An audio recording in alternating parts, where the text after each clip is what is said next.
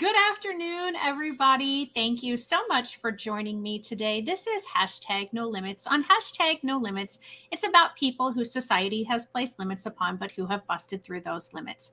Ophelia says in Hamlet, we know who we are, but not who we will be. And I believe that to be 100% true, and that there is no better example of that than the caterpillar turning into the butterfly. The caterpillar literally dissolves into its cells, and then it reforms into a butterfly. As if that is not difficult enough, it then has to struggle in order to get out of the cocoon, in order for its wings to be strong enough to fly when it gets out of there. I'm your host, Shelly Kino, and I am super excited today to bring to you Christina and Jack from Thinking Mats. I have to make sure I say it right because when I originally met them and we did our little commercial, I said the wrong name. So we had lots of fun the day that I met them at the Illinois Association for Supervision and Curriculum Development Conference. And I'm so excited. So welcome, guys. How are you? Hi. Good. Hi. Thank you So so what have much you been for up to in having the us last few on. weeks? Oh, absolutely. I'm glad it worked out.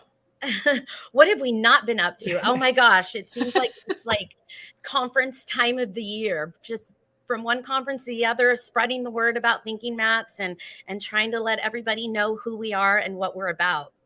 I am so excited that you are allowing me to be part of your journey to letting everybody know what you're doing. When I spoke to Jack on the first day, his enthusiasm and excitement was so incredibly palpable that there was no way I couldn't fall in love with the Thinking Mat. And then when I met you the second day, Christina, and you shared how it started and the journey to get here, I was so excited that you both said you could come on. So go ahead and each of you take a little bit of time and tell us about each of you and who you are and kind of how you came to where you are today.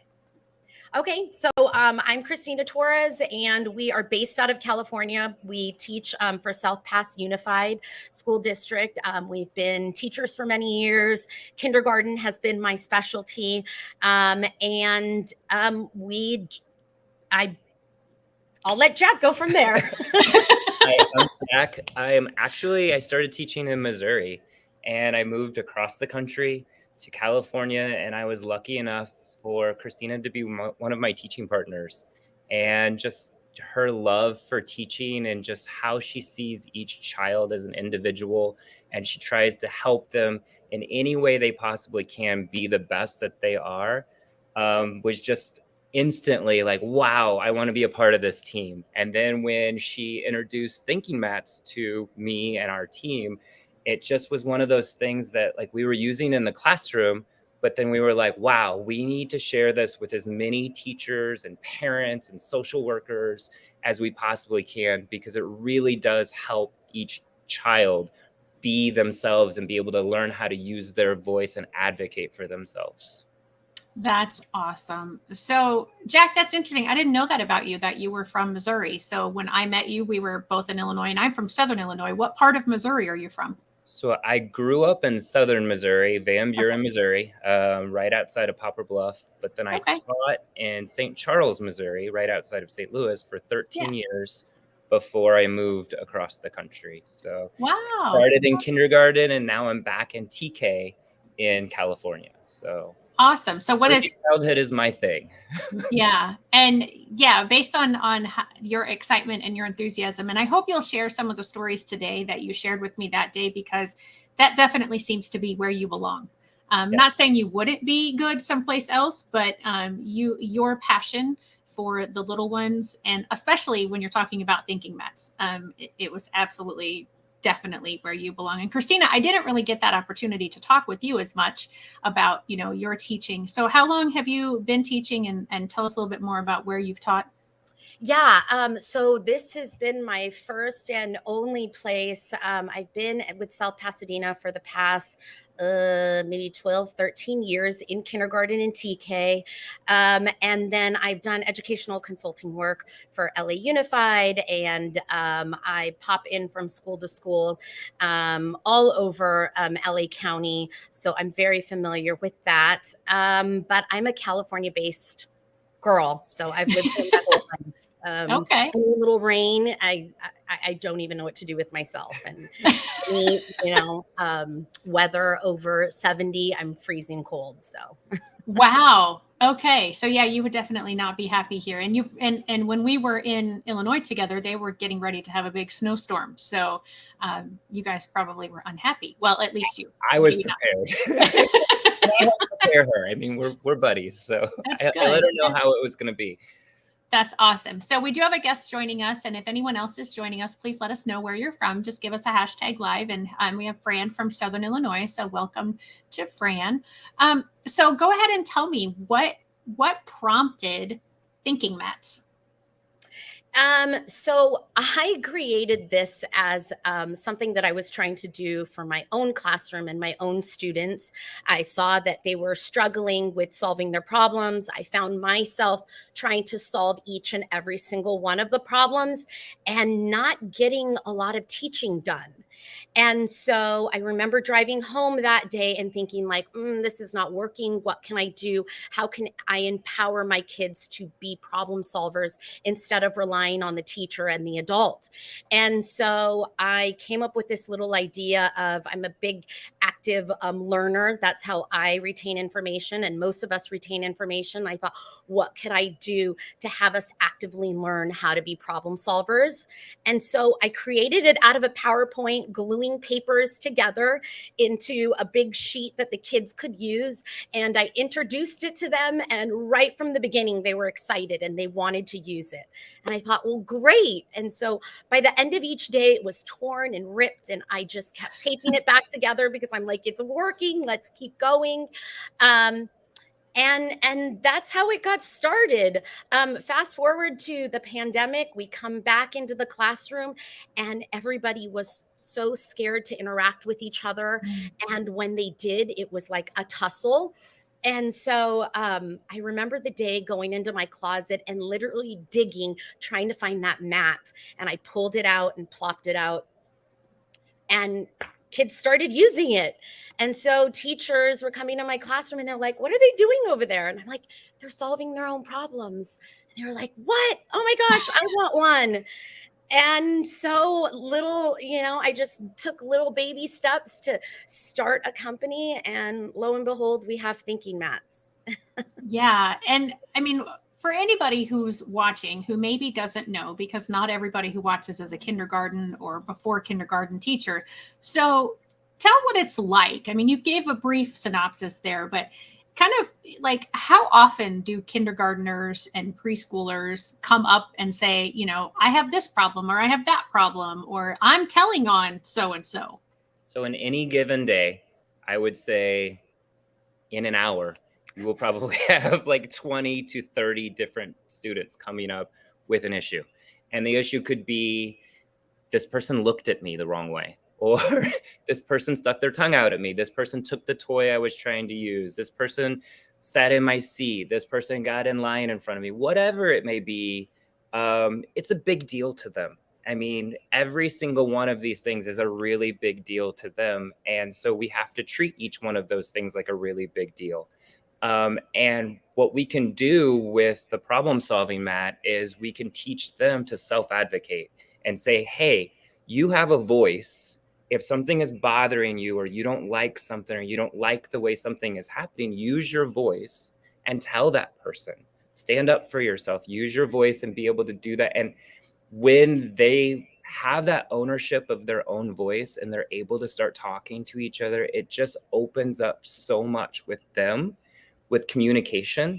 And then it also just, again, like Christina had said earlier, it allows me and it allows the teacher to be focused on things that might be a little bit more important. Not that every single one of those things is not important to that particular child, but something that might need a little bit more of my support. And I mean, as teachers, what we do every single year is we always want to have some gift, these gifts that we're giving to our children and saying, what are they going to take and move forward in life with? And if I can teach them, or Christina can teach them how to self-advocate and how to have their voice, find their voice, use their voice, and learn how to like solve a problem on their own, like I just feel like I've done everything in the world for this child moving forward.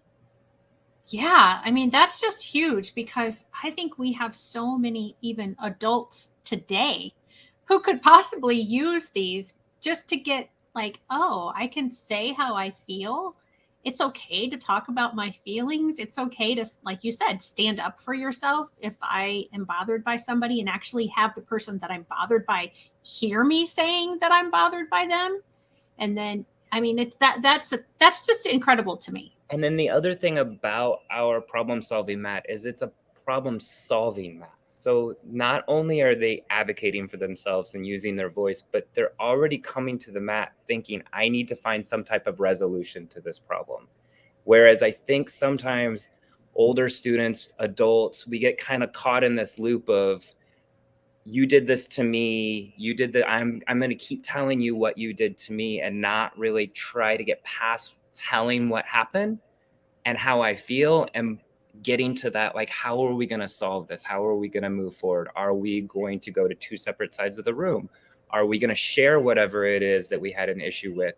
Are we going to high five and be done with it? Are we going to give each other a hug? There's so many different ways to solve problems. And as a teacher, there's so many times where I'm like, oh, I could tell you how to solve this or this or this or this. But if that doesn't make sense to that child, then they're not going to take ownership of that problem solving process. When they say, oh, I'm going to give that person a high five and that's what they needed, or a hug and that's what they needed, 9 times out of 10, that problem is done and it's over. If I tell them how to solve the problem, that may not make sense to them on how to solve that problem. And then the problem just reoccurs again and again and again. So, yeah, because again, going back to the daily classroom interactions, I mean, I can remember when I was just observing or being in a kindergarten gen ed classroom, because my background is special education. You know, I would be in there and I would, same kids going back to the teacher with the same problems. And so I really like what this does and what you just said, Jack, because having them figure it out on their own, and that whole going to it with, we're going to find a solution, is that mindset is just incredible. So Christina, when you were developing this and when you first were using it, did you see it as it is now, or has it even developed more that it's been in practice for a little while? Oh, it's developed way more, especially with seeing the kids, and seeing how it can be like a healing tool. You know, a lot of our kids have endured a trauma. And so having the opportunity to walk through the process with an adult and, talking through it and finding out that that's healing in itself, I didn't see that, from the very beginning. But just also, giving the kids an opportunity to practice. We say we want our kids to be problem solvers, but they can't learn if they don't get an opportunity to practice. And so being a teacher and being given all this social emotional curriculum, one of the things that I saw lacking in every piece of curriculum was for kids to personalize it, and practice it. We can teach them all we want, but if they don't get the opportunity to practice it, then they're never going to get good at it.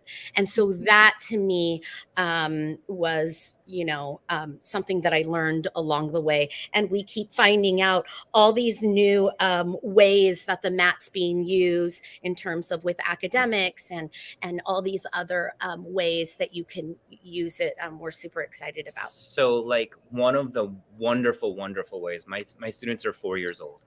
And one of the things that they will do now, or I will do with them, is we have our 3-step process where they will say what happened. Each child will have a chance to say what happened. Then the second step, they will say how they feel, or point to how they feel because there are pictures. And then the third step, like how are they solving that problem, or how can they solve that problem together?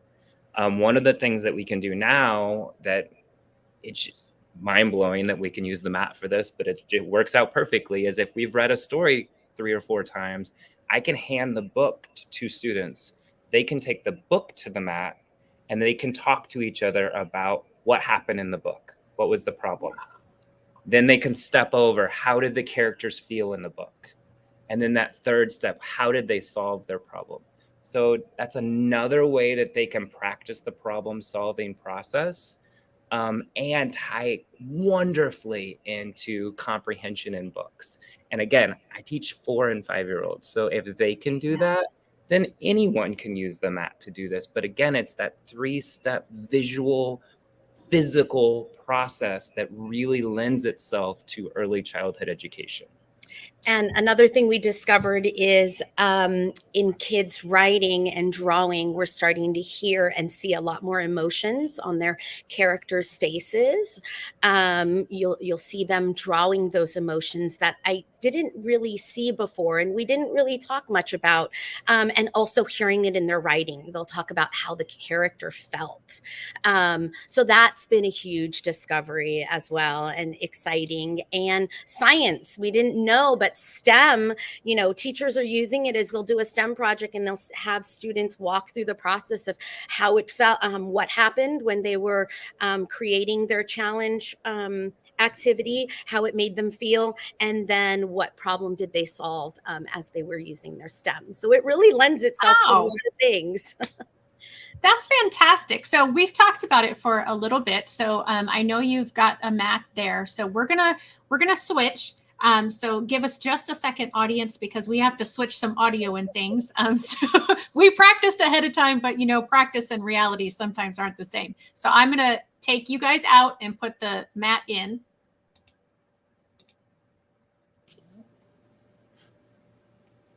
All right, can you guys still hear me?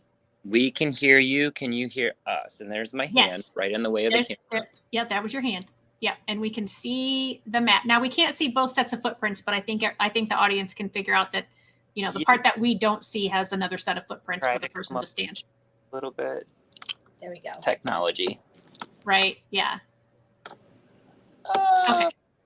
That's good. I mean, we get it because you guys, So go ahead and walk us through. Okay, so I'm gonna step over here. So what will happen when we're using the mat is 2 students will actually step on the footprints on either side of the mat. They'll come to the mat, they'll talk to each other about what happened. One of the things I think I shared with you, Shelly, the week of the conference that we're in, it's one of, many, many times that I've watched my students use the mat, but 2 students were kind of arguing over a puzzle. And one of the other students that was near them said, why don't you guys go to the mat? And so the 2 students walked over to the mat. They stood on either side and they told each other what happened. One student said, I got the mat, or I got the puzzle out. I want to put in the last puzzle piece. And then the other student was like, well, the puzzle piece was in my hand. Like I had the last puzzle piece to put in. And so they both said what happened. And then they stepped over. And the student that got the puzzle out, he was really able to name his feelings. He knew exactly how he felt. He said he was angry. He got the puzzle. He got to put the last piece in. The other student knelt down and pointed like this because he wasn't able to really say how he felt, or he didn't feel comfortable saying how he felt at the time. So he pointed like this. The angry student goes, wait, I was going to make you cry? We were just doing a puzzle. So right there, it was like the opening of feelings and them realizing how the other child felt. Then they stepped over and they said, okay, we're going to paper, rock, scissors to see who gets to put the last piece in. Oh, wow. Angry child actually is the person who won the paper, rock, scissors. He walks over and I kid you not, he goes, you know what? You can put the last piece in, and handed it to him. And I mean, here's the deal. Does it always go perfectly like that? No, but for the most part, that is exactly how it happens in my classroom. Now, if there are some times that they come up with a solution like we're going to take turns, or you can use it first, then I can use it, or whatever it may be, and they don't get the resolution that they want, my students will go, Mr. Hall, we're going back to the mat. And they'll take themselves back over because they realize, look, we tried to solve this problem. We didn't do it the way that we thought it was going to. So let's come back over and talk and tell each other how we feel and work on this again. And for me, that's huge because again, it's not me telling them, okay, this is what happened. This is what I saw that happened. This is how I saw that you might have felt. This is how I think you should solve the problem. They're actually using their own voices. They're naming their own feelings. They're sharing their feelings with each other. They're coming up with their own solution to the problem, which for the most part works out wonderfully. So that is the map. That's awesome. So one of the stories you did tell me, Jack, is that, okay, so I'm going to switch and I'm going to take the mat out and put you guys back in. Okay. Okay. So one of the stories that you told me was about a student who, no echo. Okay. So you told me about a student who had come to you and wanted to take you to the thinking mat. Yes. So this also happens. So the mat is wonderful for student to student, student to teacher. Sometimes the teacher will take the student to the mat. We've even had parents come in and talk to their child on the mat that way. But yes, one of my students took me to the mat. She was like, I need you to come over to the mat. And I was like, okay. And she told me, she's like, so you seem to always call on the same people. And I was like, oh, I I'm like, I'm sorry, I'm calling on people. It's like my part of what happened. I'm calling on the people that I see raising their hand. I didn't notice I was doing that. So then we stepped over and she pointed to the emoji of like the crying. She's like, it makes me sad that I don't get called on as much as I would like to. And, I also pointed to being sad and told her, I was like, yeah, well, it makes me sad because I don't ever want any of my students to feel that way. I try to call on everyone equally. I'm really sorry, that's how you felt. And so then we stepped over and I said, this is a way I know that I could try to solve the problem. If it works for you, I went over and I have this cup of sticks that I use quite often anyway. I just had not started the year using them yet.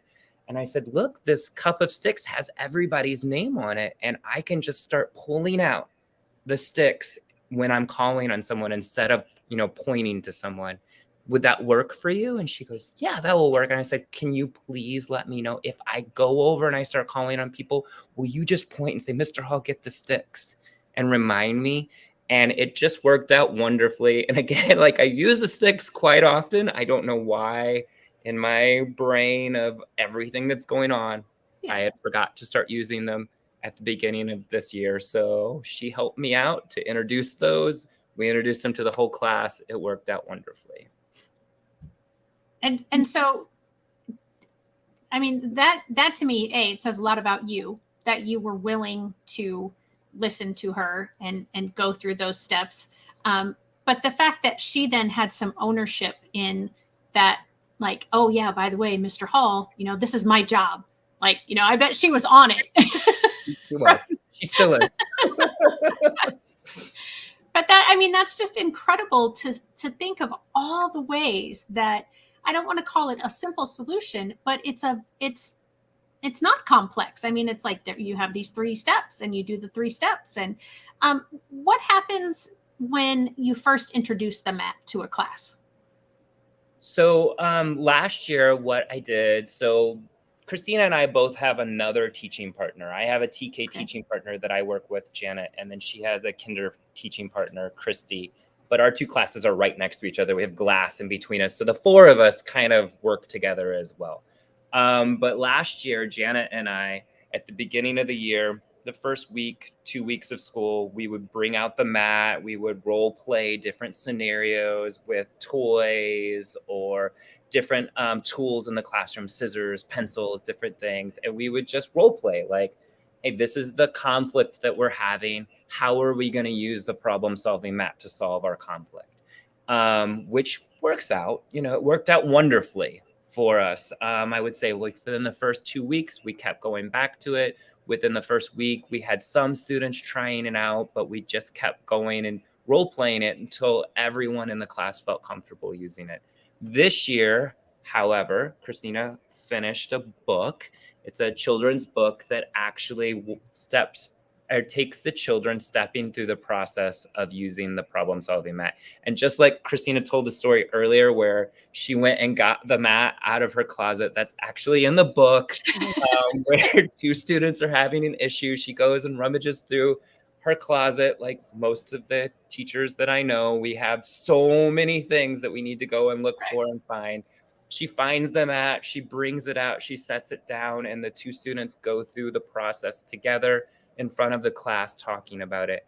And I'll tell you, at the beginning of this year, when I read the book, I read it at the beginning of the week and at the end of the week.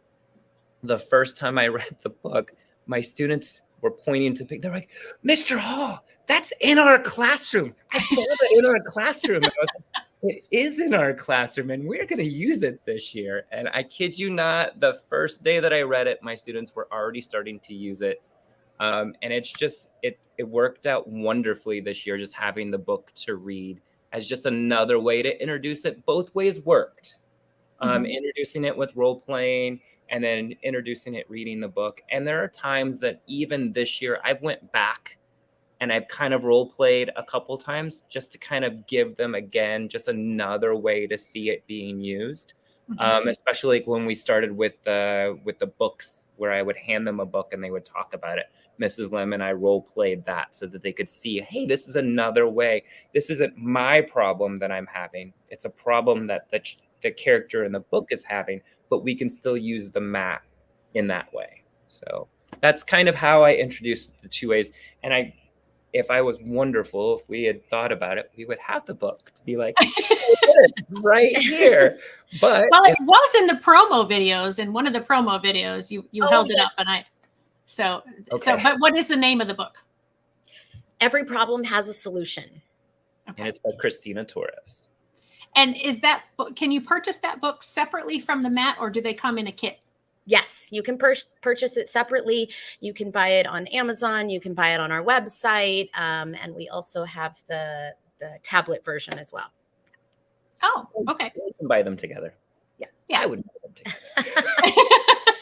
It probably makes more sense if you buy them together, because if you're reading a story about a thinking mat and you have one there, exactly what your example was, Jack. But if you're reading about it and you don't have it, it might not have quite the same impact as, right, like you said, if they would be able to get out and practice it. So we've talked a lot about the 4 or 5, 3, 4, 5, maybe 6-year-old range.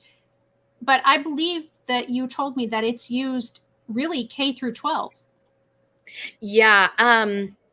So I was at KidsCon this past summer, and we had a student reach out to me who wanted to go back into high school, but was unsure about it. And it ended up being because of the social interactions. He didn't have a lot of practice with those social interactions, and it made him very anxious, wondering what that would look like. So he got me started into asking me to make one for an older kids version. And so we did that, and school counselors have been purchasing it to do mediation in their offices. We've had middle school and high school teachers buy it, and they keep it rolled up in their class. And as a situation happens, they hand it over to the students, and they go out in the hall and they work it out and they come back in. We've had, the older kids now, they want it as well. And so we, rush to get it to market. And so it's doing really well. That's awesome. Go ahead, Jack. I thought you were going to say something. And then also our original mat, we actually have in 4 different languages. So we have that in English and Spanish. We're at a dual immersion school. So one of our teachers at our school, Christina, the two of them work together to create the Spanish mat. And then we also have a Mandarin mat and a French mat as well. Wow. That's incredible. I mean, that's just so amazing. And the fact that it can be sort of adapted, it sounds like you've already kind of adapted it, but I mean, even more, I mean, people are using it already for things that you hadn't imagined when you were developing it to begin with. So the students that because how many years have you had the mats that you've been using them in your classroom? So we've been using them in our classrooms for the past 6 years. It's been around, the business has been around for 15 15 months now we're going on. Okay. And so the reason for wanting to know when they started in your classroom is the kind of the follow through. So how are the kids that you started with? So they would probably be 5th or 6th graders by now, right? And so my mats started in my classroom last year. So I've been using them for 2 years. So my students my TK students have moved on to Christina. And so instead of her needing to introduce them to all of her students, like my students already came knowing how to use that tool and being able to share with other students that were not in my TK class. And interestingly enough, not that one of the things that I've noticed is a lot of my students who've been coming out of my kindergarten class, I have noticed that they have all been taking on school leadership positions. So whether it's serving on student council, whether it's the president of the school, they've all been taking on leadership positions. And it would make much sense because they're constantly practicing how to own their voice and how to be comfortable in it, and owning who they are. And so that's something that I've really recognized a lot lately. That's fantastic. I mean, there's just so many positive and wonderful things that can come out of this. Are you aware of anybody introducing it at a higher grade level? Their students have never seen it before, and how successful it was. I know you said that you had some high school teachers that would pull it out, but so I guess that is the example. They've never seen it before. Yeah, so we have just brought out these new mats fairly recently. I would say in the past maybe 2 months. So it's still brand new. But after they purchase, after, a 3-month, after they've used it for 3 months, then we send out a survey and just get a little feedback on how it's going, how it's working out for them. So we haven't done that yet because these mats are still new, but we'll definitely keep you updated on the progress that teachers are finding using it with the older kids. Yeah. So how is it different?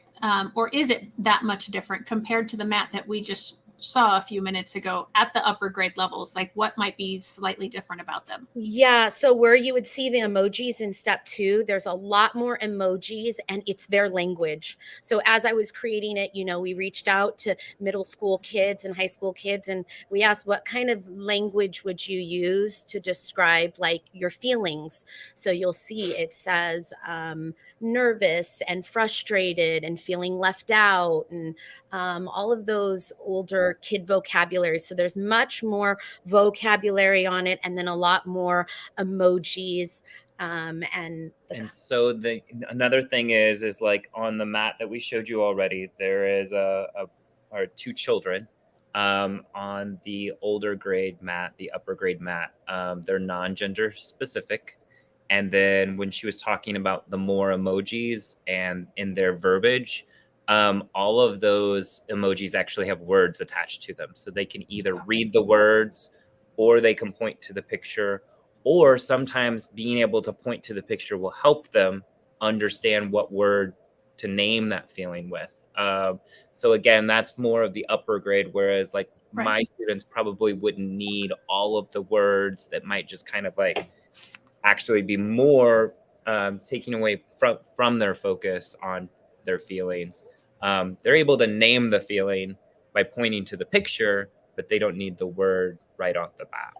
Right. Gotcha. Sorry, I muted my phone. I don't know if you all can hear it dinging or not, but so one of the stories I remember, and I can't remember which one of you said it to me, but so, when we're thinking about these mats and, there's the step and the step and the step, what do they do when out on the playground where the mats aren't there? So at the beginning of this is, again, this woman, she's just great. She just keeps like, as something arises, she's like, wait, I have an idea. I'm going to do this. And so before, we now have playground decals. And if you want to talk, do you want to talk about them or do you want me to tell my story first? Please. So the story is like my students use the mat so often that they were going in from recess, trying to go into the classroom to use the mat when they were having an issue. But when we're on playground duty outside, there's nobody in the classroom for them to Right. go in with. So then it's like this, like, okay, do I stand in the doorway because they're using the tool that I want them to use? Or do I bring the mat outside? And then it gets dirtier because it's outside. So then she created the playground decals, and Yeah, so they're much larger in size, and we ship out to the school. It's like a decal sticker, and it sticks to concrete and asphalt. So all you have to do as the teacher is just sweep off the area and stick it down, and it'll last there for a good while. Kids can run through it, ride their bikes over it, bounce balls on it. It's made for outdoors, and it's the same exact image, just a lot more just bigger. And schools love it. They love it because it gives more kids access to the mat with each other. So now yard duties, all they have to do is anytime the situation arises, you just guide them to the mat and they handle it out, and then they're back off playing. So it's been a game changer for us. Yeah. And I mean, the two settings that we've talked about the most, the kindergarten and under, and then the playground, those are the two biggest areas that I can remember tattling happening. And I just, when I was talking to you both that day or those days, I just kept thinking, this has just got to decrease the number of tattling that goes on. And I remember teachers, again, in the gen ed classrooms, that had tried to come up with all kinds of different solutions to get the student to tattle to a bear or tattle to a box, or, because otherwise they were constantly being bombarded by little kids coming up and saying, well, this person did that and that person did this. And so this is taking care of a lot of that, I imagine. And honestly, in the years I've been teaching, I think sometimes tattling it comes from a student just wanting to be heard. Like, I want to say something and I want someone to hear me. And so this kind of like, instead of it always being the adult, it's the person that actually needs to hear the child. Like, hey, I want you to hear me because you're the one that I'm having an issue with, or that I want to come to some resolution with. Now, that doesn't mean that the student doesn't still come up. It's one of my favorite things that they will kind of not really tattle, but they'll come up and say, Mr. Hall, we went to the mat and we solved our problem, and this is how we solved our problem. I'm like, fantastic. Let me know if you need anything from me. And then that way, like, they're still being heard by the person they had whatever the issue with. And then they still get to go over and say, like, look at me, I'm using my voice, and they get to be heard that way. And it's just like, it's a positive circle all the way around of, again, giving them ownership and giving them a tool that they can use and then feel really, really good about, hey, I use this to, to help myself and to help the people around me. So it's just, again, it's a game. We say it all the time when we're introducing it, but it is a game changer. It really is. In 18 years of teaching, I don't know that I've ever had a tool that is so useful for my students and useful for me. And it's simple enough that it can be introduced at the beginning of a year for 4-year-olds, and they get it like that. And then they're able to use it. One of the other examples, I don't know if I told you at the conference, and obviously the decals are amazing and I love those. But one of the things that I saw two of my students doing at the end of last year before we had the playground decals, and it just makes me like so happy, like want to cry, but like happy tears. Like, they're outside at recess and they're having an issue and they're literally standing apart from each other. And then they step over and they're talking, and then they step over and they're talking. And I was like, of course, I run over. I'm like, hey, what just happened? And they're like, oh, we don't have a mat outside. So we just went through the three steps outside anyway. And I'm like, so to me, like, they've used it so much that the process is just there. And again, it's like one of those things where I'm like, yes, I'm giving them something that they now can go and use anywhere. So right. Yeah. Yes. And that's so sorry, Christina. That's so amazing. What were you going to say? No, I was just going to say yesterday there were two boys in my classroom and they were really heated about a situation with kicking the ball and to the point where they were yelling at each other. And so I said, let's take it to the mat. And they went through the process and they were really upset at step one. And I tried to not intervene because I could see that they were both processing what each other was saying and they were hearing each other. And by the end, they worked it out completely on their own. They made promises to each other and they were off playing throughout recess. And I thought, wow, how powerful is this? And I was thinking to myself, oh my gosh, what if we did not have this tool for them? I wonder what that would have looked like. I'm sure that anger would have carried into the classroom and they would have been sitting with that. And here they got to let it all go and be kids and back to having fun with each other and just doing what they're supposed to be doing, coming to school to make friends, have fun, and learn. And she kind of touched on something that is asked quite a bit when we go to conferences or we introduce the mat. Like, what do you do with it? Where is it at? Mine's out in my classroom. It's available for my students to use whenever they want. It's out at recess for them to use whenever they want. Does that mean that every single time they go on their own over there? No. Sometimes they will come to the teacher, myself, and say, I'm having a problem. And and that's when I can say, well, did you guys take it to the mat? Did you use the problem solving mat yet? And just kind of remind them that tool is there so that they do go over. Because if we get asked quite a bit, like, well, do your students just go on their own? Well, quite a few of them do. Do some of them need to be reminded? Yes. And then another question is, well, when they're there, do you just let them go?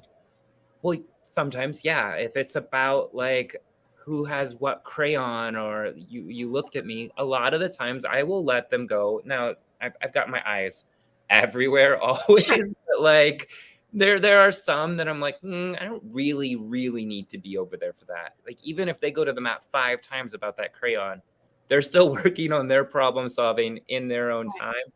Are there times, though, that it might be more heated like this, that I will stay in the close proximity to kind of hear, and if I do need to intervene, because again, they are 4, 5, 6 years old, sometimes they do need somebody there to help guide them through the process. We're not saying like, here, you throw this down, you don't ever worry about problem solving again. You just let them figure it out. There are times that I will still sit right there with, okay, you said how you felt. Now it's his turn to say how he feels. Okay, okay, how do you think you should solve the problem? Okay, you're coming up with 2 different ways to solve the problem. Do you want to try one and see if that works and then try the other one? So there are times that I'm still guiding them. It's just those times are less and less and less. It's more, again, for me to use the process and be right there with them for the more dire situations that they really might still need someone to be there and listen and hear and guide. That makes sense. Yeah. And I'm glad you brought that up, because I was going to ask you, like, if there were any sort of parameters or any sort of guidelines that you set up with the students, like, I'm even thinking, like, for some kids, especially the older kids that are going to have a lot more emotions and maybe a lot more to say, that maybe there might be a need to have an intervention of a timer, and like, you get to speak for 2 minutes and then your 2 minutes is up and now you get to speak for 2 minutes, or something like that. Has that ever come up to you so far? It hasn't. And I mean, I think that obviously with any tool, you want to have some guidelines and some things, but I think a lot of what we're trying to do is allow them to have their voice and be heard. And sometimes 2 minutes is not going to be enough time to say everything I want to say, but it might be more of like, okay, you say how you feel, then give somebody else, kind of like what you just said. So like, but I mean, that hard 2 minutes might be like something to where somebody starts to feel a little bit more anxious of like, oh, I've only got this much time to say what I need. Like, I don't know. I think there would have to be. It was just a number. Yeah.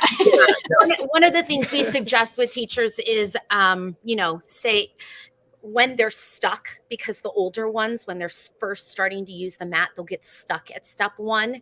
And so that teacher will need to step in and validate what they heard from one person and what they heard from the other, and kind of guide them along to step 2. But the little ones, I mean, for the most part, they just want to talk it out, and they're functioning from step 3. So we want to get everybody functioning from step 3. That tells us, that it's working. Yeah, definitely the first step for some of the older students of what happened, because it's like, well, I'm going to say what happened. And then the other student might be like, no, that's not what happened. Right. But it teaching them in the process of like, what is your perception of what happened? You get to say what you saw or what you felt happen or what you perceived happen. And then the other person gets to say, because a lot of the times that's where conflict is, right? Right. Like where I was doing XYZ, you were doing ABC. I wasn't trying to upset you. This is what I thought I was doing, but you perceived it a different way, or, your reality was different than mine. And so being able to talk through those things, I think, even in, personal relationships, a lot of the issues will come from just not understanding where the other person was coming from. Right. And so just being able to say, like, this is what happened. Okay. What did you perceive happen? Okay. How did that make you feel? How did I feel? Okay.